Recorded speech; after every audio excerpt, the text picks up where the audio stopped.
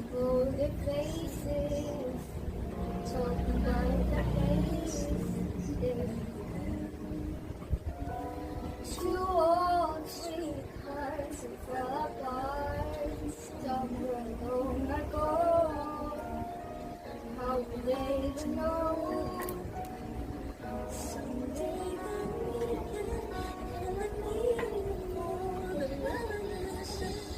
Maybe this time.